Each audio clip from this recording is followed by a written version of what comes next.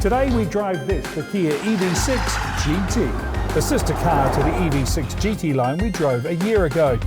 So related, yes, but this one, at the push of a button, can turn into the Incredible Hulk.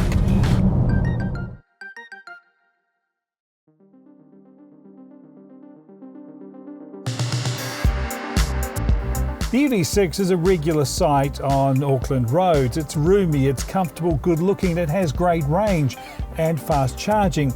In other words, it ticks all the EV boxes. But Kia wanted to tick one more: fast.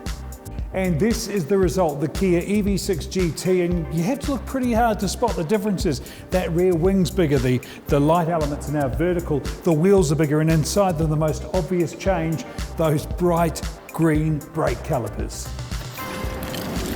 Put your foot down at any speed, and this thing is, I want to say ludicrously fast, but I can't. That belongs to another EV brand. So how does obscenely fast sound?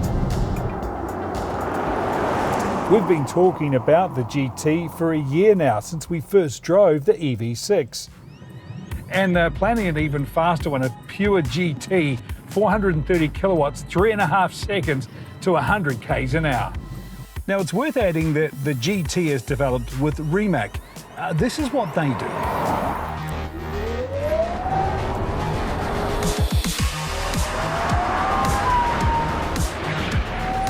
And that's a pretty good sign of how committed Kia are to not just building EVs, but building awesome EVs. And this is what awesome feels like. According to Kia, 0 to 100 is 3.5 seconds. But the team at NZ Autocar, who measured these things properly, have done that in 3.31 seconds. Yes, 3.31 seconds. That's faster than a Tesla Model 3 Performance. It's up there with an Audi e-tron GT RS. Not to mention it will match more than a few supercars.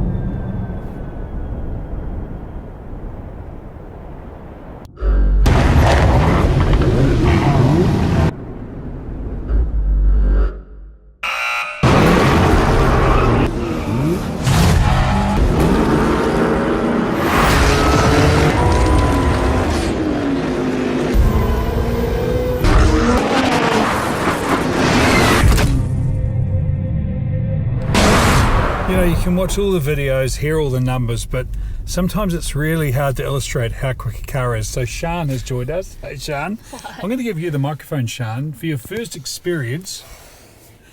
I think this is worth hearing of an EV6 GT. Are you ready to go? I think so. Here we go.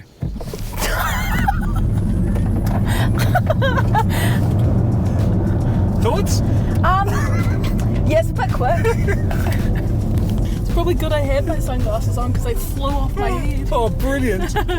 But here's the thing, switch the drive back to normal or even eco and the car completely transforms. The only real evidence of what lurks underneath is that green button on these heavily bolstered sport seats. Otherwise, once you select normal mode, it's double glaze, it's quiet. I'm on coarse chip right now. That's about as loud as this car gets. I'm not alone in being impressed. This car was a resounding winner of the 2022 European Car of the Year.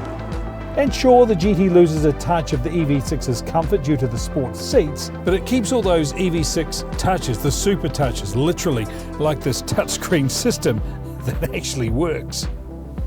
The practicality is still there. At close to 4.7 metres long, this is a good-sized car with heaps of room for 5 and good storage. In fact, only 10 litres of luggage space is lost due to that bigger rear motor, so you still get 480 litres with 1260 when those seats are down.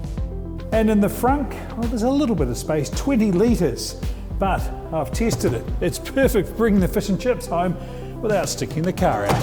One thing that hasn't changed is the battery, exactly the same as in the GT line, the one we drove last year. In fact, if you want to see that drive, click up there. So you get the 800 volt system, which can even send power out. This car could run you home for a couple of days. It can also charge fast, like 10 to 80% in 18 minutes fast.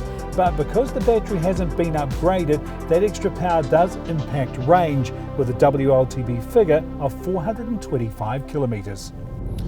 Well, let's get back to the power, because let's be honest, that's what's got us excited about this car. So the uprated rear motor, 270 kilowatts.